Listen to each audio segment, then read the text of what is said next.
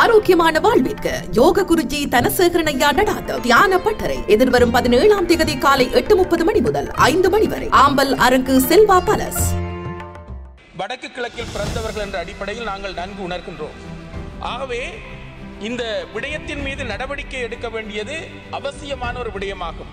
ஏனென்றால் அந்த பட்டலந்தை சித்திரவதை முகாமில் பல கொடுமைகளை சித்திரவதைகளை அனுபவித்து தங்களது உயிரை மாய்த்தவர்கள் இன்று எந்த நிலையில் ஆவிகளாக இருந்தாலும் கூட அவர்களது கொடுமைகளை எங்களால் ஜீரணிக்க முடியாது. ஆகவே நடவடிக்கை எடுப்பதை நாங்கள் வரவேற்கின்றோம். ගරු ජී ශ්‍රීනේසන් ගරු මන්ත්‍රීතුමා විනාඩි 6ක් කාලයක් ඔබතුමන් තියෙනවා.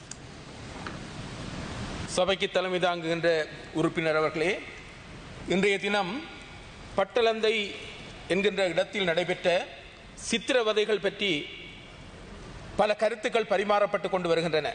உண்மையில் இந்த அநியாயத்தை, இந்த அராஜகத்தை, இந்த கொடுமையை நாங்கள் வன்மையாக கண்டிக்கின்றோம். இது மோசமான மனித குலத்திற்கு எதிரான ஒரு செயல்பாடு என்பதை வடக்கு கிழக்கில் பிறந்தவர்கள் என்ற அடிப்படையில் நாங்கள் நன்கு உணர்கின்றோம். ஆகவே இந்த விடயத்தின் மீது நடவடிக்கை எடுக்க வேண்டியது அவசியமான ஒரு விடயமாகும். ஏனென்றால் அந்த பட்டலந்தை சித்திரவதை முகாமில் பல கொடுமைகளை சித்திரவதைகளை அனுபவித்து தங்களது உயிரை மாய்த்தவர்கள் இன்று எந்த நிலையில் ஆவிகளாக இருந்தாலும் கூட அவர்களது கொடுமைகளை எங்களால் ஜீரணிக்க முடியாது. ஆகவே நடவடிக்கை எடுப்பதை நாங்கள் வரவேற்கின்றோம். அதே போன்றுதான் எங்களது மாகாணங்களிலும் பல சித்திரவதைகள் கொடுமைகள் நடைபெற்றன. இங்கு பேசிய பாராளுமன்ற உறுப்பினர்கள் அழகாக சொன்னார்கள். வடக்கில் நடந்தாலும் சரி, கிழக்கில் நடந்தாலும் சரி, அது தெற்கில் நடந்தாலும் சரி, அநியாயங்களுக்கு அராஜகங்களுக்கு உரிய நடவடிக்கை எடுக்கப்பட வேண்டும் என்று சொன்னார்கள். அந்த கருத்தினை நாங்கள் வரவேற்கின்றோம். அநியாயம் சிங்களவர்களுக்கு இழைக்கப்பட்டாலும் சரி, தமிழர்களுக்கு இழைக்கப்பட்டாலும் சரி, முஸ்லிம்களுக்கு இழைக்கப்பட்டாலும் சரி, பரங்கியர்களுக்கு இழைக்கப்பட்டாலும் சரி, அந்த அநியாயங்களுக்குரிய பரிகாரம் வழங்கப்பட வேண்டும். அந்த காலத்தில் தங்களுடைய அராஜகமான ஆட்சியின் மூலமாக இந்த கொடுமைகளை அவர்கள் செய்திருந்தார்கள். இந்த பட்டலந்தை சித்திரவதை முகாமில் நடைபெற்ற விடயத்தை பற்றி இந்த அறிக்கையை வாசிக்கின்ற போது அதில் எமது உடல் கூசக்கூடிய அளவுக்கும் மனம் கூசக்கூடிய அளவுக்கும் மிக மோசமான சித்திரவதைகள் நடந்திருக்கின்றன. குறிப்பாக இந்த சித்திரவதை கற்றுக்கொண்டவர்கள் அல்லது சித்திரவதையில் பயிற்சி பெற்றவர்கள் 1988-89களில் இந்த ஜேவிபி இளைஞர்கள் மீது சித்திரவதை செய்தவர்கள் பின்னர் அப்படியே 90ஆம் ஆண்டு காலத்தில் மட்டக்களப்புக்கு வருகின்றார்கள். வந்தவர்கள் செய்த சித்திரவதைகளையும் இந்த சபையில் சொல்லித்தான் ஆக வேண்டும். குறிப்பாக சொல்லப்போனால் அந்த சித்திரவதை பற்றிய ஒரு விடயத்தை சொல்லுகின்றேன். சத்ருகொண்டான் என்கின்ற முகாமில்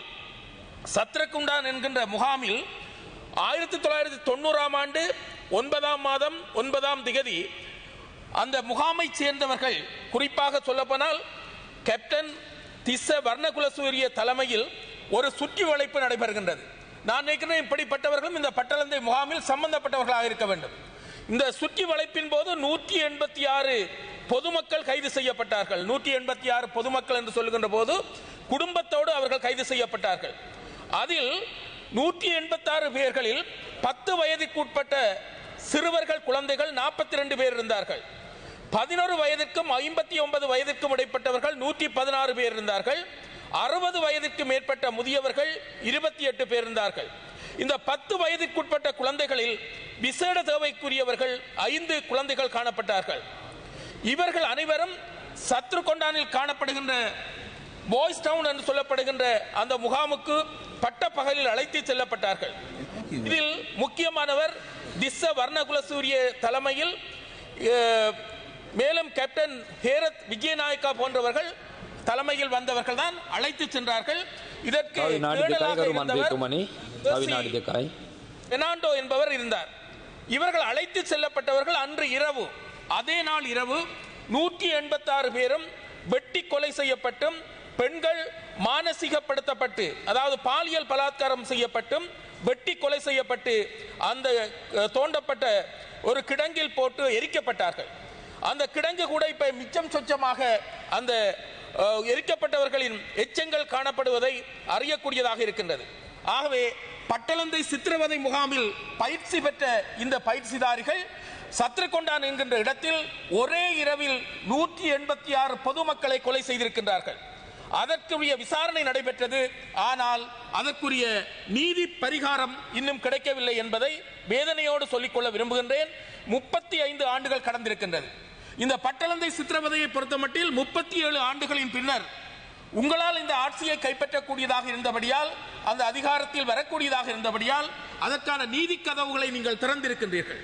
நீங்கள் உங்களால் திறக்கப்பட்ட அந்த நீதி கதவின் மூலமாக வடக்கு கிழக்கில் இப்படி பல கொலைகள் அல்லது சித்திரவதைகள் நடைபெற்றிருக்கின்றன.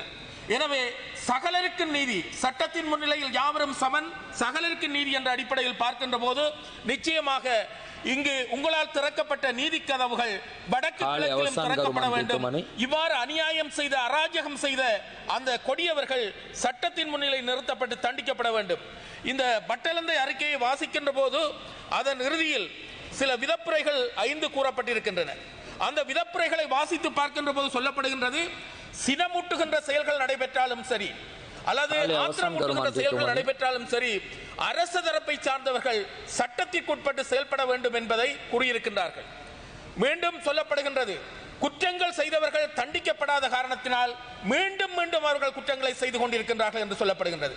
நீங்கள் ஒரு நல்ல விடயத்தை செய்திருக்கின்றீர்கள். அதாவது கடந்த காலத்தில் கிழக்கில் பல படுகொலைகளை செய்தவர்கள் கைது செய்யப்பட்டிருக்கின்றார்கள். எங்களுடைய ரவீந்திரநாத் என்று சொல்லப்படுகின்ற பேராசிரியர், இந்த பேராசிரியர் அப்பாவி, தன்னுடைய தொழிலை கூட அவர் ரிசைன் பண்ணிவிட்டு பதவி துறந்து வீட்டில் இருக்க முனைந்தார். ஆனால் 1 minute ஆகவே அப்படிப்பட்டவரை கடத்தி சென்று படுகொலை செய்திருந்தார்கள். அந்த கொலை சூத்திரதாரி என்று சந்தேகப்படுகின்றவர் கைது செய்யப்பட்டதை இட்டு நான் உண்மையில் உங்களுக்கு நன்றி தெரிவிக்கின்றேன். ஏனென்றால் கொலையாளிகள் கைது செய்யப்பட்டுத்தான் ஆக வேண்டும். இன்னும் ஒரு விடயத்தை கூற விரும்புகின்றேன். இதுவும் இந்த விடயத்தோடு சம்பந்தம் இல்லாது விட்டாலும் சொல்லுகின்றேன்.